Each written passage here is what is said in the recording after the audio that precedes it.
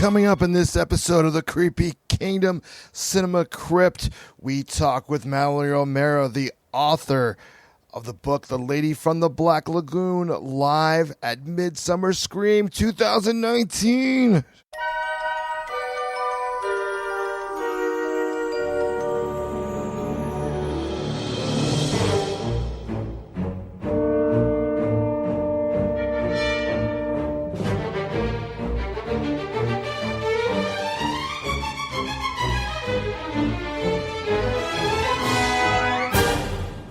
Welcome to the Creepy Kingdom Cinema Crypt, Creepy Kingdom's podcast, all about the creepiness of films. I am your host, Mr. James H. Carter II, here to bring you another episode of the Creepy Kingdom Cinema Crypt. It's been a while, but the Cinema Crypt has been opened for a very special occasion.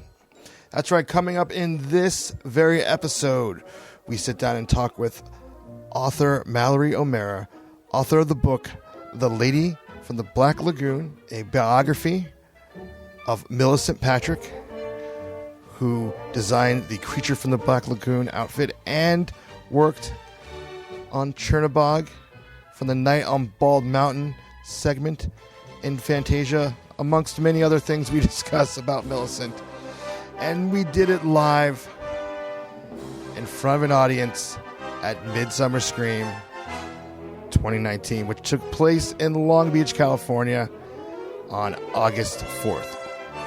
Now, we at the Creepy Kingdom Podcast Network have a lot of Midsummer Scream coverage coming your way. Of course, the Dark Theme Park show will have tons of coverage, as well as the return of our podcast, Stay Haunted, all about haunts, as there were major haunt announcements, major haunt panels, a lot of fun stuff coming your way, a lot of Midsummer Scream coverage coming your way in podcast form. If you've been following along at home or on our social media, we've already started releasing our written recaps of a lot of the panels, and we will continue to do so. So if you were able to make it to Midsummer Scream and you just want to relive it again, or if you were not, either way, we got you covered. So lastly, before we get into this episode, we are coming to the East Coast. That's right. Spooky Day in the Park is coming to Walt Disney World's Magic Kingdom on September 7th. We are less than a month out. I can't believe it. I'm so excited for this. We have partnered with Spooky Empire, who put on the East Coast biggest horror convention. It's definitely Florida's. And we're joining forces with them to bring you a fun meetup day at Magic Kingdom and Walt Disney World. So we would love to meet everyone listening that goes to Walt Disney World, that's local, that can get down there for that date. Do it up. It is the day after the first night of Hollywood Horror Nights at Universal Orlando. So, make a weekend of it. Come on down. You can find all the info about that. We'll be posting meetup times and activities and all that stuff very soon. But there's a website. It's SpookyDayInTheParks, plural.com. All right, without any further ado, let's open the crypt.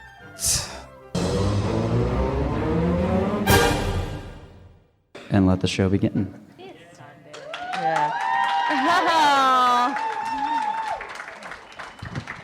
Hey everybody, how we doing? That's great. I wasn't just standing over there. I just wanted to do, just so you know, that's my boyfriend. So if I say sweetie, I'm not like harassing him. I mean, that's fair. All right. Well, how about I introduce everyone? Yeah, go for it. You could do that. Before we claim our relationship status.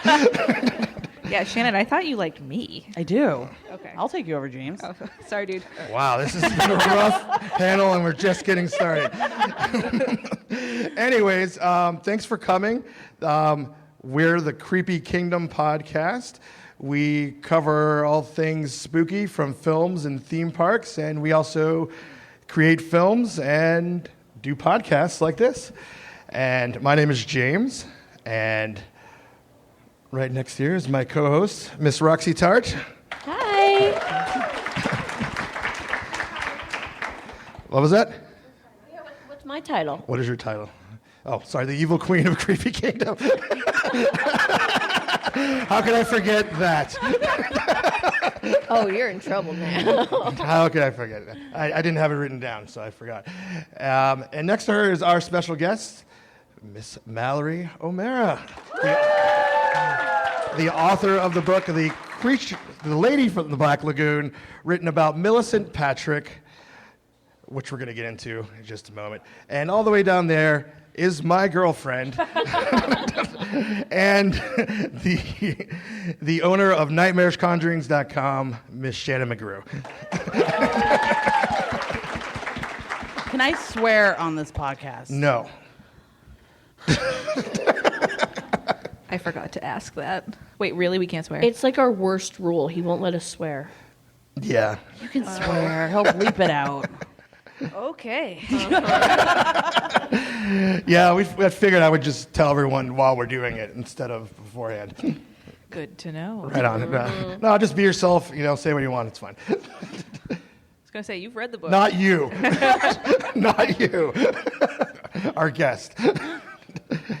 All right, so your book is about Milicent Patrick. And obviously, she's got something to do with the creature from the Black Lagoon, which I want to get into. But one of the really interesting things that Milicent did that I want to start off our talk with is that she is a former Disney animator. And Shannon actually was reading your book first. I read the book first. I used to want to be an animator for Disney. And when I got to that part, I was like, what the freaking is this? Good save there. Thank you. And I was blown away because I had only known of her from what I've seen that you had posted. I had no idea that she was an animator. Yeah.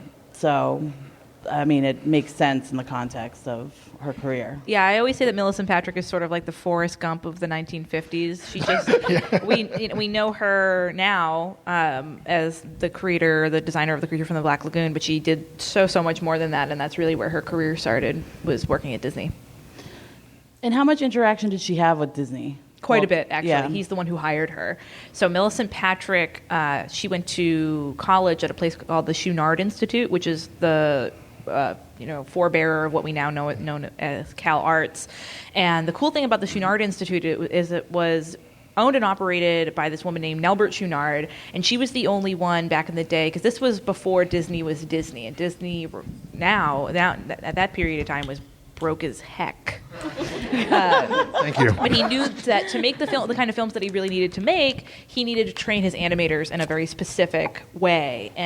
But he couldn't afford to send any of them to art school. And Nelbert Chouinard was the only one who said, you know what, I know you can't pay me now, but bring your animators down and we'll figure it out. So a pipeline formed from Chouinard to Disney. And so while he was there waiting for his animators to get out of class, he basically had his pick of all the top artists at Chouinard, and Milicent caught his eye and he hired her.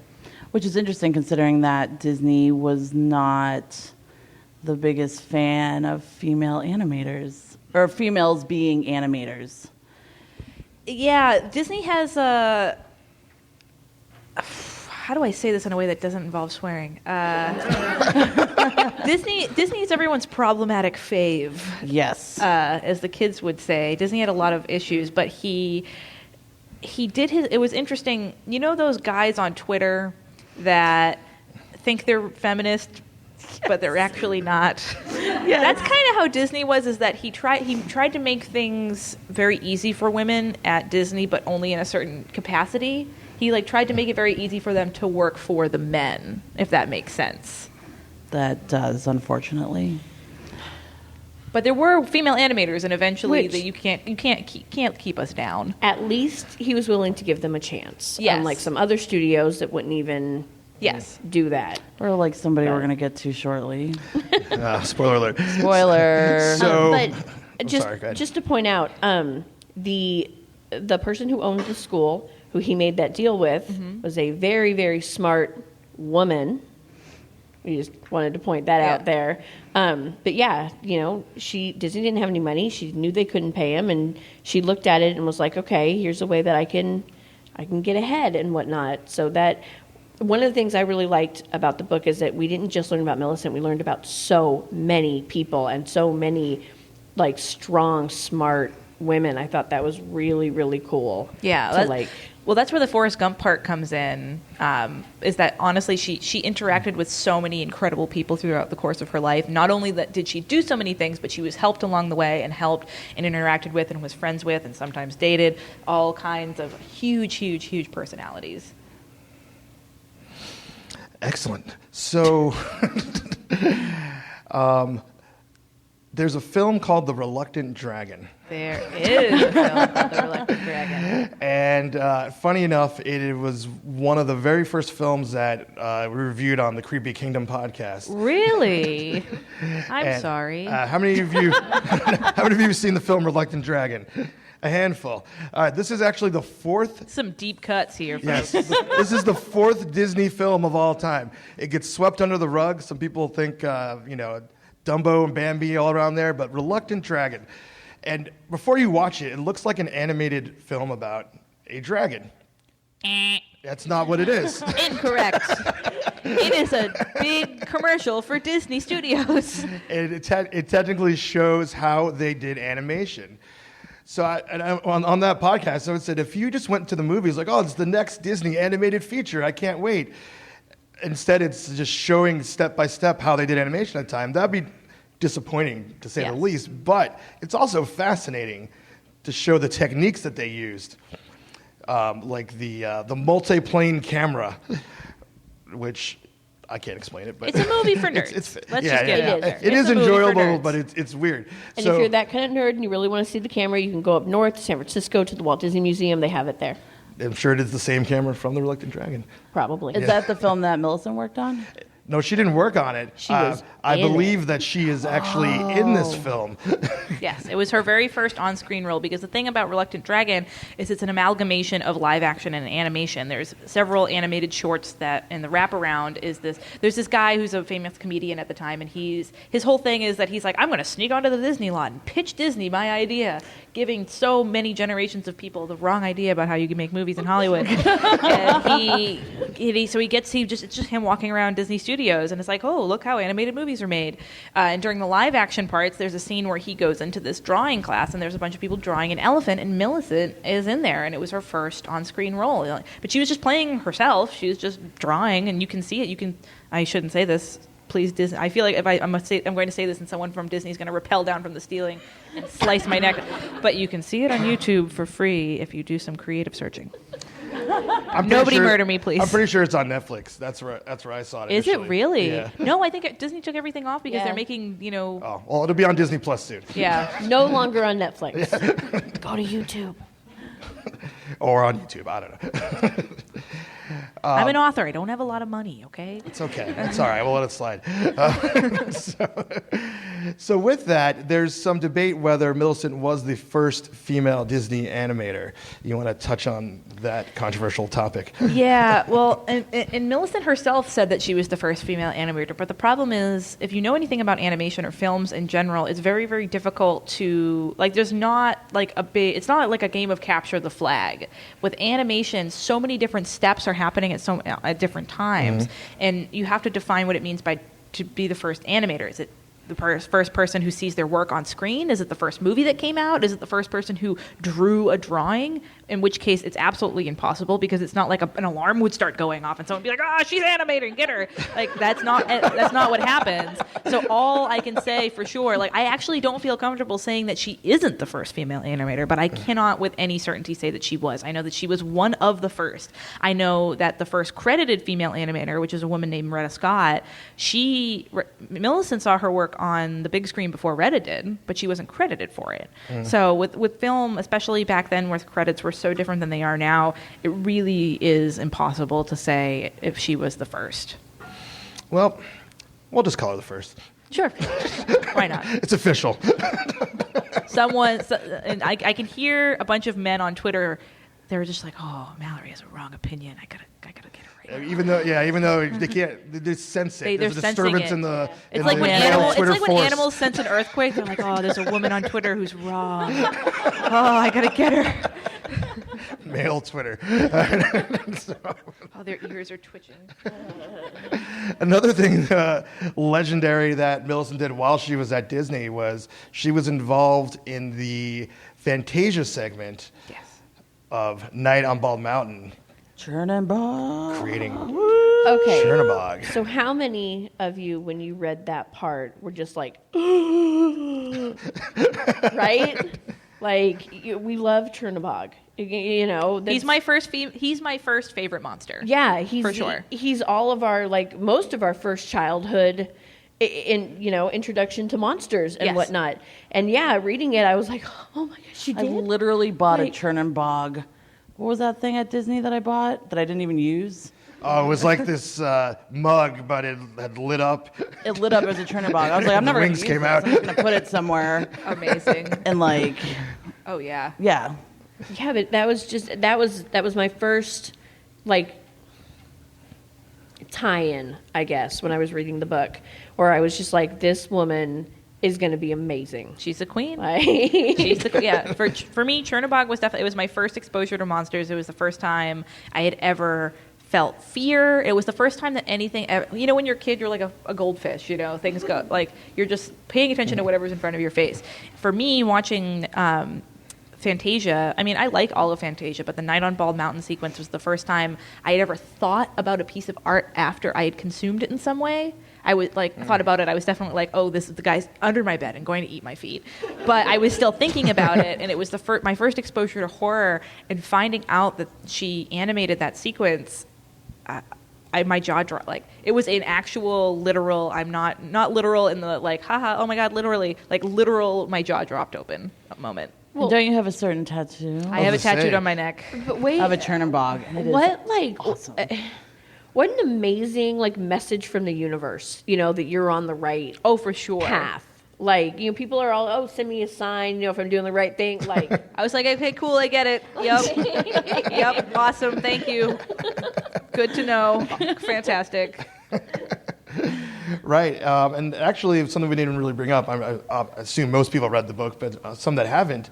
It's not just about Milicent. Half of the book is about your journey figuring out all this information. Yes, that was I made that choice for several reasons. One, when I started writing it, if you know me or listen to my show or hear me talk at all, this is just how I talk.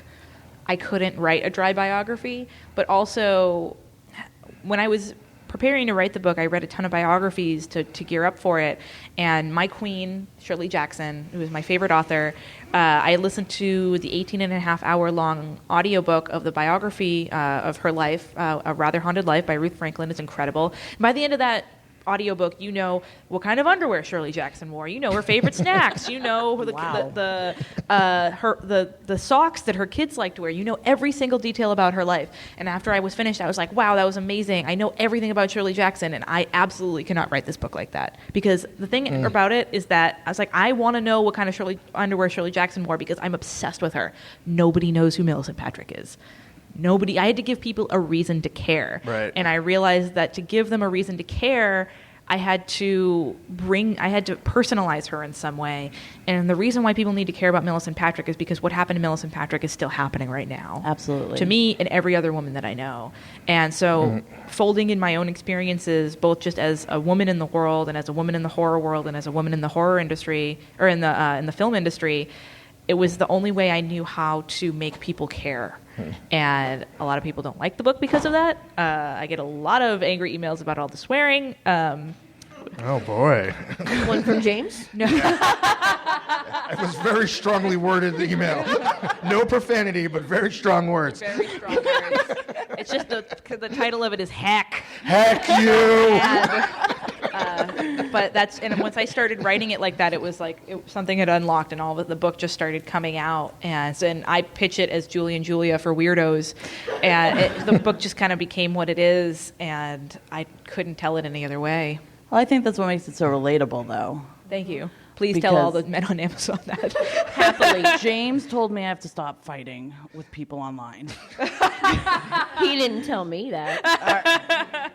I'll tell them. Thank you, Roxy. I found myself doing something that I hardly ever do when I was reading it. I was reading it out loud. Oh, I thought you were talking about the highlighting. No. I highlight a lot. Okay, I'm sorry I highlighted your book. Thank you. That's my book full of her highlights and notes and My tabs. bad. That It's Mallory signed to me. My bad. No, I found myself reading it out loud to my husband because he would be in the same room with me and he'd be playing a video game or, doing whatever he was doing. And your writing is so good and so funny. Don't make me cry. That I'd go back and I'd read like a whole, and then I would just keep reading. And finally he was like, look, either you're going to read the whole book out loud to me or you got to tone it down. He goes, because I'm only getting like a quarter of the story here. But Thank you so much. It's really, really well written. It's Thank you. funny. It's personal. Like, I like the swear words, I like the swear I like them words. too. We have sponsors. Okay, fair enough. I understand. What I think is really great about the book, which we touched upon a little earlier, was that Milicent wasn't perfect. Yes. And it's always tough when you find out that your hero isn't 100% pure. Yep. That was rough. But for me, I went back and forth so many times, and actually there's one particular line in the book that I took out of one version of the book, and I only put it in at put it back in at the 11th hour because my best friend told me to take it out, and then my agent and my editor told me to put it back in, and I'll tell you after. Okay. Oh, it's a secret. I thought we were going to drop a bomb here on the show. Okay, I'll tell you after. what it Don't is, tell but- anybody. I'm watching you all. I went back and forth with a lot of things because I'm so protective of her. She means so much to me, and I didn't want people. I'm working so hard to get people to know who she is that I didn't want anyone to be. I wanted her to be airtight. I didn't want anyone to be able to tear her down in any way. I didn't want anyone to say anything bad about her. It's like that old YouTube video, like, don't be mean to Britney. I don't want people to be mean to Milicent Patrick. How can you make that video? I want that now. Please. Leave Milicent alone. Me with the sheet. But we were all mad. Like Yes. we were all mad, and we were talking about it before the show started. I'm glad you left that in Yes. there and let us be mad at her. Yes, because women are worth writing about even if they screw up. And it was very important for me to show people that what her accomplishments are worthy of praise and of being never forgotten, even though she screwed up. Because that means that we are worthy of that, even though we screw up. And so I all the time. Amen. I screw up all the time. All the time. Yeah. And we're all awesome. Hell yes. So I put it all in there. I put every dirty secret, every bad decision she made, because women are messy, and you can still make things even if you make bad decisions. You can still make things even though you struggle with depression or anxiety or whatever. I'm sick of. We get so few role models. We really, really do. Yeah. And I didn't want.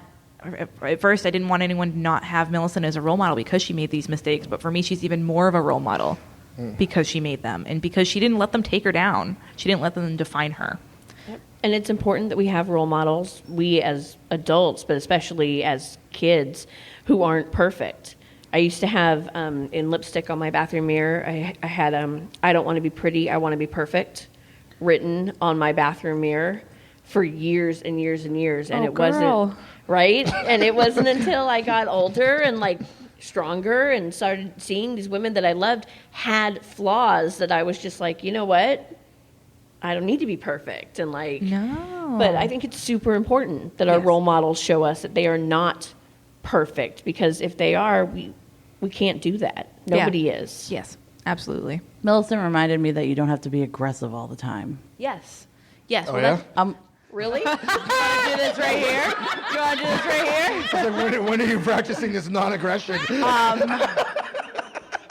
That's Shannon's superpower, okay? I have not fought with men on the internet in like a few weeks. Okay. Shannon has encountered. All right, she has to tick back to 0. And you know what's been going on. Oh yeah, that's what I mean. It's been 10 days since Shannon has fought with a man on the internet. Incredible. No, but there were moments where I was so angry at her because I was like, just say something. Like, stand up for yourself. Be aggressive. I'm not saying I'm always aggressive. I'm just teasing. You're know my how to irritant. get what I want sometimes, like some people should. And it got me so mad. But I was like, you don't always have to fight every battle. No, and that was the other thing, is that it drove me crazy because I was doing that to her too. I was so mad at her. And then I was like, God, so I'm victim blaming her. I'm doing to her what everybody else did to her. You know, not only did she has to do all of the work, not get mad at all of the men who were not good, I'm not going to swear, not good to her, but then she has to fight all of her battles and fight extra hard. Like, how hard does she have to work? When does she get to say screw it? When does she get to walk away? And that's when it was a huge breakthrough for me, and I was able to, when I forgave her, I forgave myself for a lot of those things, because there was a lot of, I include some of them in the book, you know, times when I was like, God, I should have said something, It's like, no, when do I just get to do my work? You know, when do I just get to write or make movies or whatever and not have to do everything else on top of all of it? You know, make sure I'm wearing something that isn't too skimpy, make sure my makeup is fine. I have to do so much extra work anyways. Why do I have to clean up everybody else's mess? Yeah. You don't. I don't.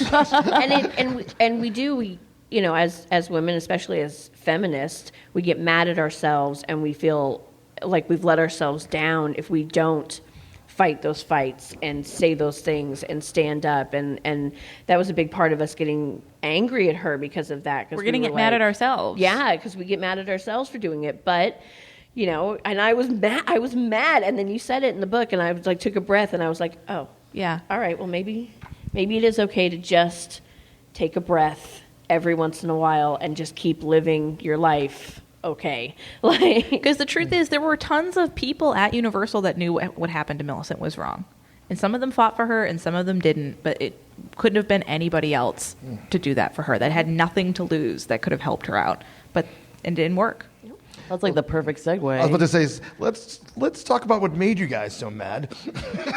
Oh, yes, let's talk. Because we were just talking about Disney stuff, and that's all awesome.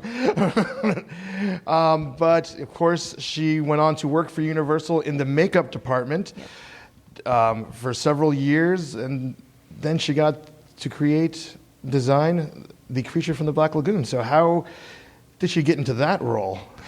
So Milicent got into Universal because she was working as a background actress. And if you've ever made a movie, been in a movie, read books about movies, I'm assuming everyone in this theater is a nerd in some capacity. You know that there's a lot of downtime on set, especially if you're an actor. And Milicent used all that time because she was still an artist, and she would sketch portraits of her co-stars, especially the big stars of the film. She just loved sketching portraits. And when she was on the Universal lot working, you know, she was a background role in some movie, she was in the makeup chair getting ready to be made up and showed her portfolio of portraits to a man named Bud Westmore, who is the head I love you. Who is the head of the Universal makeup department? That's a profanity we can't use either. Bud Westmore's name. If his name becomes the shorthand for a jerk, I am so happy about it. Spoiler alert: things don't end well between Bud and Milicent. Well, yeah, He started so well. Well, yeah, he saw these portraits and was very impressed. And so the thing about Bud Westmore is that he took over from a man that a lot of people might know here named Jack Pierce, who's the king of monsters. And so Bud Westmore was incredible at beauty makeup, but he wasn't fantastic at monster makeup and horror stuff. So he really needed somebody in the shop to be designing, because he was doing a lot of administrative duties and beauty stuff, and he needed somebody there to design monsters. And sci-fi stuff is that what they were gearing up for at the time, and so he hired her on the spot. So he was really the one to discover her for this particular type of work, and you would think that would make him really proud of her, and he would want to tell everybody about that. You'd think. Look, he's trash. For those of you that haven't read the book, just so you really understand what we're talking about, Bud Westmore was Okay, He's like trash. Oh my God. trash. Look, I swore on your show. Yeah. Like, I swore on our show. No, he was a horrible, horrible piece of human being. Like the epitome of fragile male ego. Oh, yes. He wasn't as talented as his brothers, so. He took credit for everyone else's work. He was in charge, so he was allowed to do that. And back in the day, like you were saying, in movie credits, they didn't credit everyone. They only credited the head of the departments, and he was the head of the department, and therefore he was allowed to take credit. But he took credit for everything that everyone did, and especially this. You want to hear a really Spoiler funny alert. story You get to post tell book? it. Yeah. Yes. So here's something special. I don't think I've ever told this story on a podcast. So I really like bourbon, like a lot of authors do. So when I'd already finished the book, and I forget what point in time, like where the book was in production, but I went to BevMo, and I was with my ex at the time, and I was wearing a creature pin. And I'm going to check out, and I have my bottle of bourbon, and the guy's like, "Oh, you like Creature from the Black Lagoon, huh?" And my ex at the time is like, "Oh yeah, someone's gonna creature explain Mallory. I love watching this stuff." And I'm like gearing up. I'm like, "Oh, give me the strength today, Satan, please." Okay, here we go. And he's like, "Did you know that my great uncle designed that?" And I was like, What? Oh, yes. What? Yes. "Oh boy." I cannot believe that I kept a straight face. Working at BevMo. And, yes, and I was like, "Oh, really? Is your uncle a man named Bud Westmore?" And he was like, "Yeah. How do you know that?" And my ex is cracking up. This poor man has no idea what's about to happen to him. This is incredible. And I was and during the course of the book, I could not get the Westmores to talk to me. By the way. So I'm like, this is my Really? in. Yeah, I could not get them to talk to me. And so I was like, this is my in. Oh, my God. And so I'm like, okay, I have two options. I can either tear this guy a new one, or I can use this as my way to talk to the Westmores. So I kept a very straight face, and I was like, I would love to hear about this. Oh, my God. I would love to talk to you about your Manipulation uncle. is a beautiful tool. And he was like, and I'm feeding it. He's like, "Oh yeah, Bud Westmore. He was known for the creature. He did all this stuff." And I was like, "Wow, amazing. Here's my email address. Email me." And he never did. So, but then I went back because I buy a lot of bourbon, and a few weeks later, and he checked me out again, and he saw me, and he recognized me immediately, and he was like, "Oh yeah, I'm so sorry. I never emailed you." What I think happened is he Googled me. Yeah. Found out what book I was writing and decided not to be involved with it. But now it is sweet, sweet poetic justice that Bud Westmore's great nephew sells me my booze at BevMo. Did you reach out to them after the book, or not after the book, but before while you were researching? Yeah, multiple times. And did you tell them what it was? No, I was just like, I just want to know about Bud Westmore. I didn't say anything about Milicent. Wow, and they wouldn't respond. I think people, because now me and Milicent are like this on the internet. So. Yeah. Well, we went through when we were at Universal Studios Hollywood. If you go on the Bud Westmore building, and I'd never seen it before, and I took a picture, and I plan on doing some stuff to that picture and posting it on my Instagram stories. And the sad part is, Michael Westmore is his nephew. And is an incredible makeup artist and still works and does a lot of great work. And he even calls Bud his evil Uncle Bud. I was going to say, the Westmore family is not really fond of his memory. They're not fond of any of them. They're a lot of the bad stuff I got about the Westmores, I got from Frank Westmore, who was one of the Westmore brothers, and he wrote a book called The Westmores of Hollywood. And it was like his tell-all about how terrible him and his brothers were. Wow. I'm like, I didn't make any of it up. Like, I don't have to. They backstabbed each other. They talked so much crap about each other. They actively tore each other down. I'm honestly surprised there isn't a series about them, because it'd be a great TV show. It'd be like Game of Thrones with no dragons. Anybody want to pitch that? Do we know? I was like, Game of Thrones, no dragons. Is that a good show? With makeup. I'm not ready to talk about it. They're replacing dragons with makeup. Oh, okay. Right? I'd watch it. Right on. So, since the book has come out, I'm sure a lot of people have probably been coming out of the woodwork wanting to talk more about about the creature. Was there any new information that you found since the book's been out? Unfortunately, not.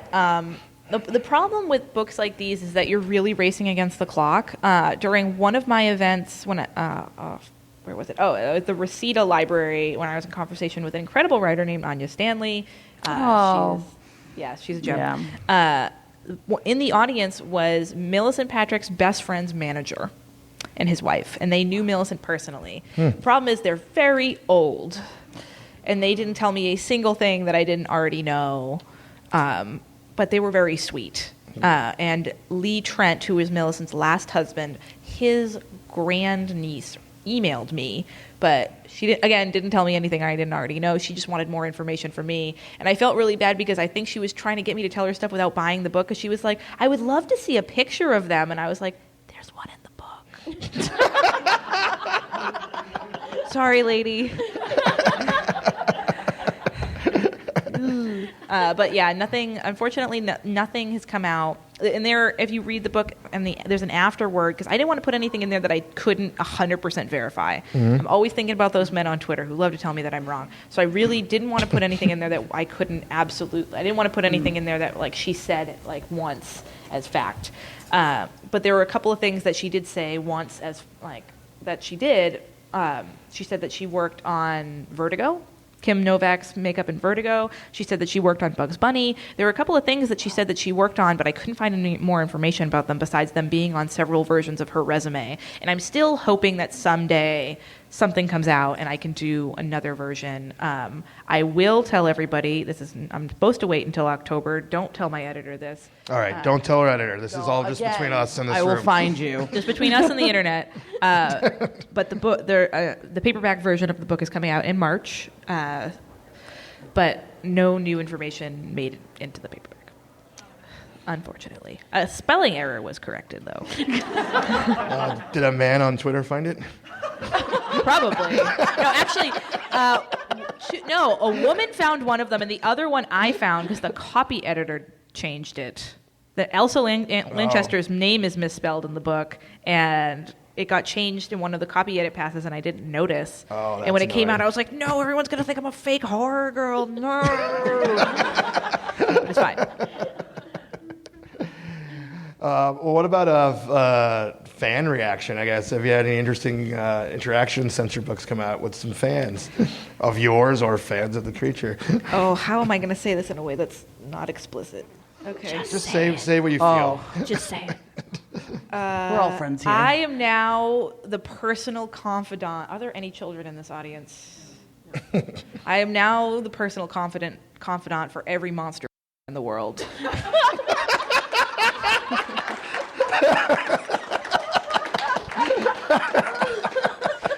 You know, when I wrote Congratulations. when I wrote this book, I was like, great, I'm going to connect with horror fans and film fans and Disney fans, art fans, feminism fans, and people who like to have sex with monsters. Unexpected last one. Now, the response to this book has been absolutely overwhelming, especially considering this is probably the first book that started getting hate mail before it came out. So Congratulations. Wait a minute. Yeah. Bud Westmore stands. No, wait a minute. I'm still confused about the monster. Do it. Okay. And You understand hate mail, just Yes. not monster. people who didn't believe that Milicent designed Creature were already emailing me before I even wrote it. When it was announced that I was doing it, were emailing me and telling me that she didn't do it. She was just somebody's girlfriend, yada, yada, yada. So I was convinced that like 50 people who like Creature were going to buy this book, and I was stoked on that, and that was going to be fine. The response has been over the moon, incredible. Every single event that I do, I talk to people who love Creature, women who are in horror, who say that this book makes them feel seen, that it is the first time they've ever really felt understood, and it is the greatest honor of my life. However, alongside that are people who are very sexually attracted to Creature from the Black Lagoon, and they want to talk about that. And I'm not here to judge them. You know, Yeah. do your thing. Guillermo made a whole movie about it. That's what I'm saying. Yeah, My but pal that's Mike Hill sculpted that butt. Like, I'm with you, girl. But it definitely makes all of my signings become a confessional for people who are very, very Like, they want to bone the creature. And so I have now, over months of practice, I'm good at keeping my face very straight and not judgmental. Like, that's great. I was going to say, that's great. Because the problem with it is they come to me as if I'm going to be like, yeah. Oh, that's the subtext that they read in the book. Simpatico. I love Creech. I don't want to bone Creech. Me and Creech are very platonic. I understand. I'm a big fan of Shape of Water. I understand the feelings, but it's not something I share. So they come to me, and I can see the disappointment in their eyes when I'm not like, oh yeah, creature. And I'm like, I'm sorry. I belong to the Wolfman. Like, I'm so sorry. I'm here for you, though. So that's probably the most unexpected one. I cannot even imagine that. Like, I can't ever imagine that. I'm going to forward you a website. Please don't. Oh, God, no. Oh, yeah. Wait till you see this. There's some dark corners of the internet that I'm not ready for. James is like, okay, this is family friendly. Let's Black move on. Lagoons, if you will. I'm not here to judge you. The world is ending. We're living in a dystopian nightmare land. You know, get it where you can get it. No, Okay? of course. I'm not here to judge you. Well, okay. I love people's kinks. I love hearing about people's kinks. You want to trade? Like, I used to kind of do it for a living, so I like hearing about people's kinks. But every once in a while, something will come up that I never thought of, and that's Rule 34, my friend. that is what I've never really thought about. I blame Guillermo del Toro. Neither did for I, this. but now I'm forced to. Right? I have no choice. James is like, great, this is wonderful. I was just like, wow, it took a turn I was not expecting. It's hard same. I want this podcast to go for like 4 hours. This is amazing. If you're fans of ours, you know we can do that easily. Yes, we can ramble. But so I'm really caught off guard by that one. So we'll steer back on track here. What about? Do you have any future plans to take any deep dives in horror? Please write another book. I'm working on my second book Yes. right now. I sold another book. It's called Girly Drinks. It's the history of women drinking. On brand for me. And I have a YA nonfiction that I'm working on right now about filmmaking, and there is another woman in film that worked on another big monster franchise that I am not actively working on because I don't have a time turner. I'm unfortunately not Hermione Granger, however much I try. But I would like to return to the horror world at some point. And then there is another nonfiction that's like 3 years away. But it's also about women in another area of history. That's awesome. I have a brand. I like talking about ladies doing things and drinking. I can Those are the things that only I like. imagine the emails you're going to get about women drinking. Already getting them. Already getting them. You know what, though? Beauty of being a woman on the internet. But I'm glad you have a brand. Like I'm glad this book came out when it did and is what it is, and I'm glad that you have a brand, and I'm glad that you're sticking to that, because every single woman in this audience, every single woman in this place, needs to read stuff like that to know, especially our younger generation, to know that the stuff that happens to them, it's not just them.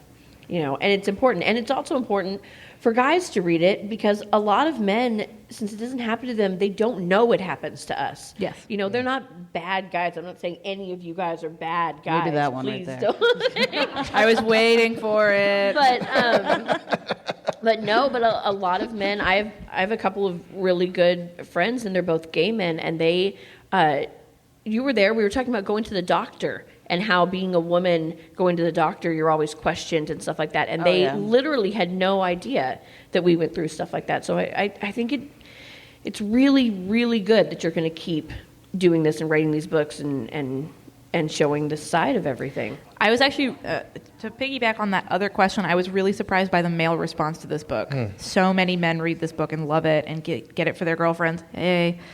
And sister. Oh, yikes. Wow. Whoops.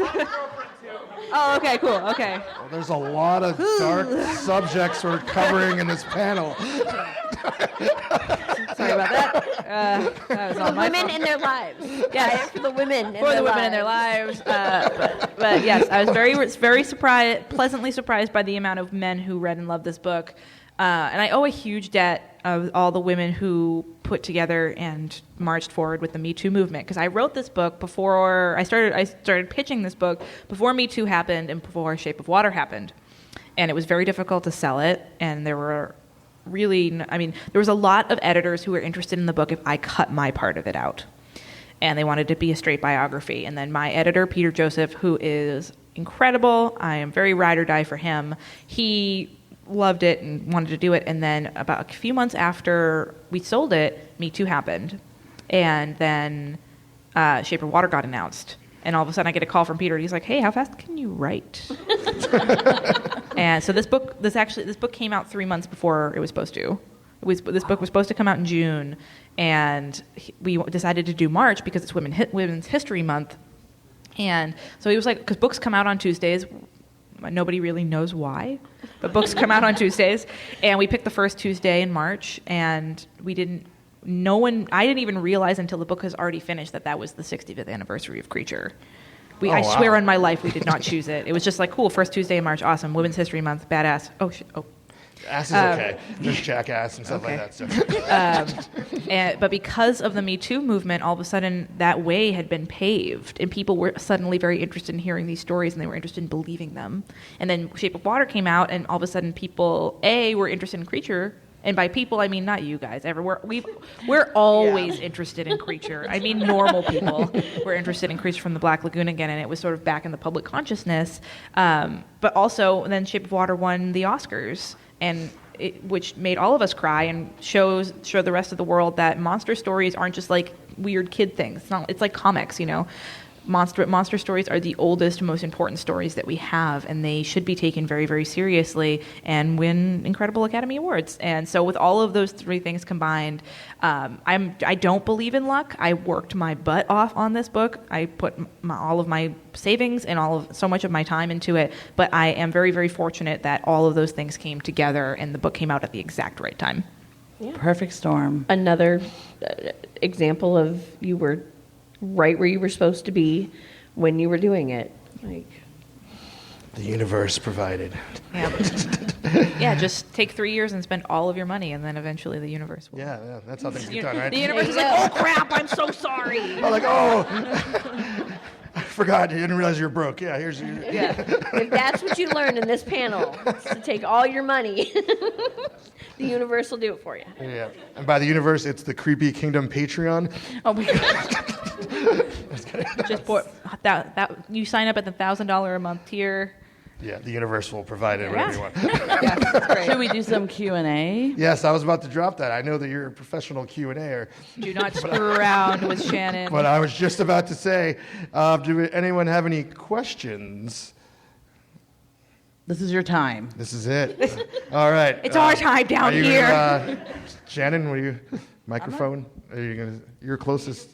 No, go over there. This is being recorded for a podcast. Is there Slack? No. You got your purse over there. Man, this is a popsicle stick operation here. All right. Well, speaking of podcasts, I was just curious how working on reading glasses and being, obviously you were already in the bookish community, but even more involved in talking with authors regularly, how that sort of influenced your process writing your first book. So on paper, it looks like I'm a genius. Because Reading Glasses came out in June of 2017, and I sold the book in April of 2017. So on paper, it looks like I sold a book and then started a book podcast. Very smart move. But what actually happened was we started signing the contracts for Reading Glasses in January of 2017. But we didn't want, because we were on a network called Maximum Fun, they didn't want to put the podcast out until after their yearly fund drive. So we were all set to go, and then I sold my book. And then all of a sudden my podcast came out, and I didn't really think about it until all of a sudden I was like, oh, wait. This is good. But what's funny is it sort of has gone back and forth because before even I started on reading glasses, I know a lot of authors. If you ever are like, wow, do all authors know each other and hang out? Yes, they do. Especially in genre. It's like the horror community. We all know each other. And I had already just known a ton of people in publishing. I lived in Brooklyn for a while. So it didn't inform it as much. Actually, it helped the podcast more than my book because I just have author friends on the podcast as guests. But it did help me a lot when we were promoting the show. I think the thing that it helped more than anything and it helped inform it was the audiobook. Just the hubris on my part when my editor approached me to do the audiobook, I was like, I do a podcast. Right. I can read an audiobook. I am dumb. Because my editor was like, you do a literary podcast, people are familiar with your voice. I bet you they really would want to read the audiobook. And I'd never thought about it. And then I did the audiobook, and it was extremely difficult, but I'm really glad that I did. And then even now, the audiobook has done so well, and I think a big part of that is the reading glasses audience. And now going forward, in all of my book contracts, it has to be that I do the audiobook because of that, which is it's wonderful, but it's something I never really thought about. It's just when you're writing a book, you're a little goblin in a hole, and I wasn't thinking about promoting it. I wasn't thinking about anything on the other side of it, and I definitely wasn't thinking about the audiobook, or I would not have put all those hard words in there. Oh my God. No French and girly drinks will be written at all. Good God. But yeah, I think it affected the audiobook more than it did anything else. But again, I'm not as smart as you think I am. Just on paper, it looks like I'm a genius and started a literary podcast to help support my book.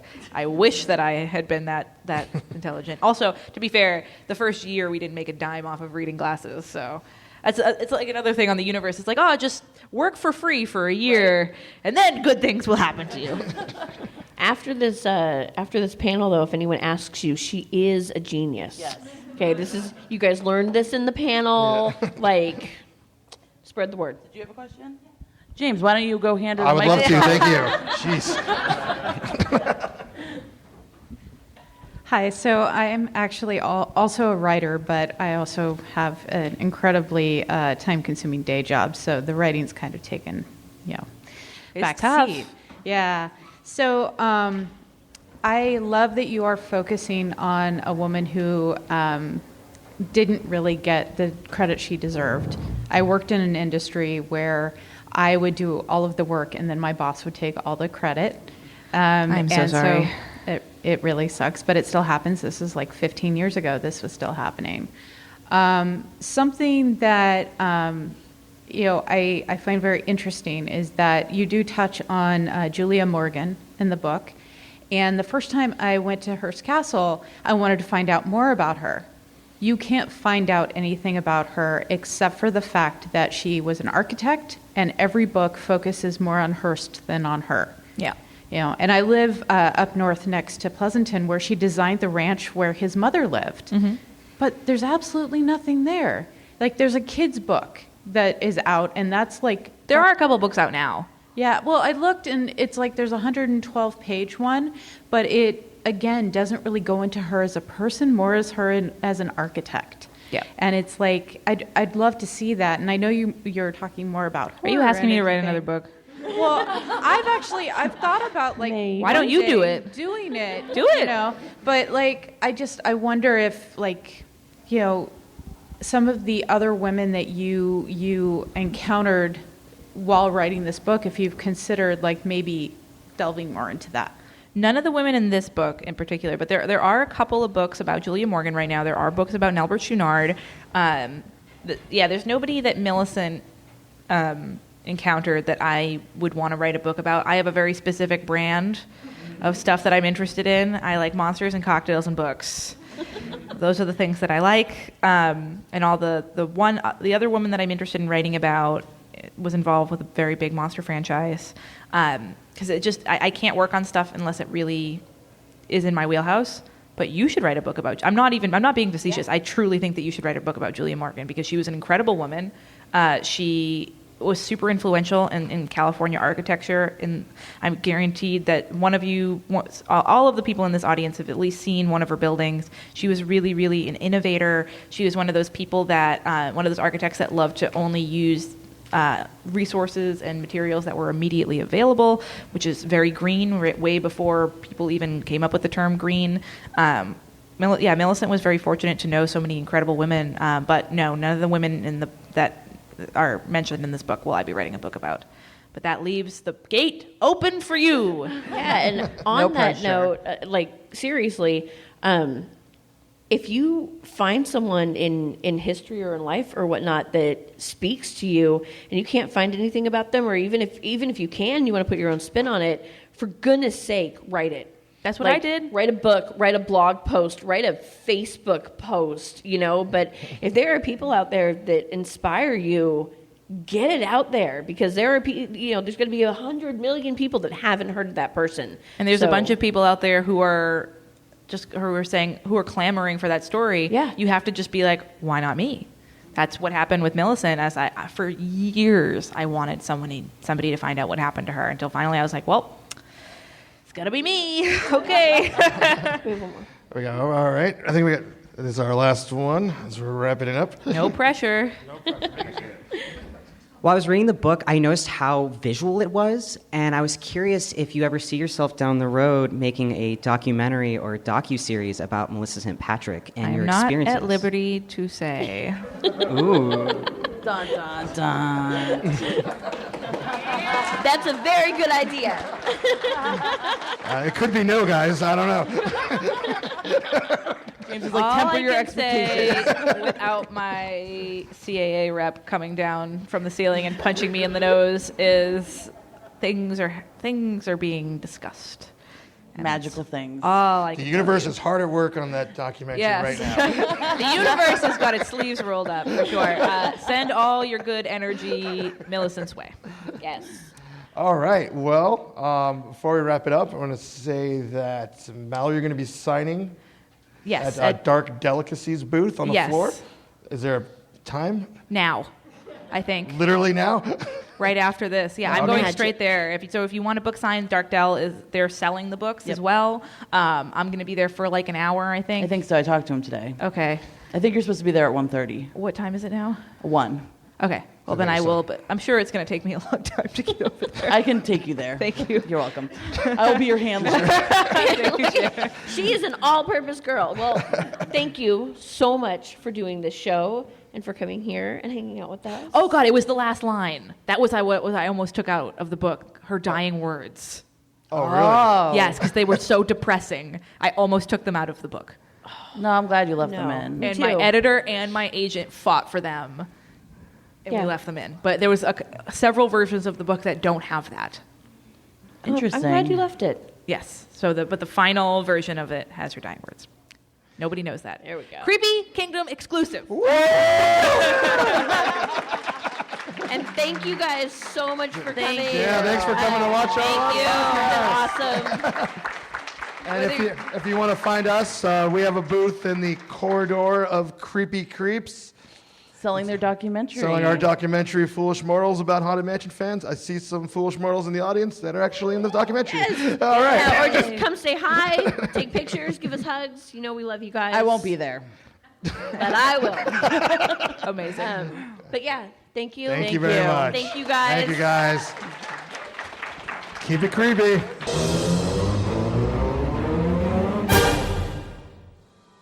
Thanks again to Mallory for coming, doing the live show with us. Thanks to everyone that was in attendance. It was such a fun time.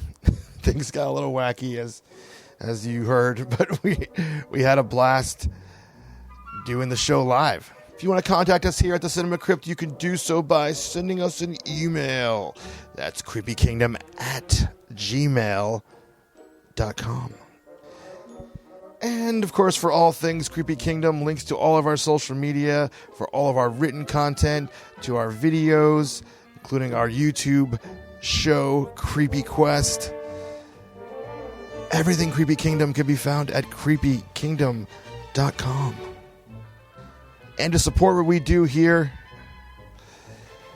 at Creepy Kingdom, you can become a patron. That's right, at patreon.com/Creepy Kingdom. I believe in the show there was the $5,000 a month reward, or for the universe to give it you want. I don't remember what it was. But we have some lower, more affordable ones, tiers as well.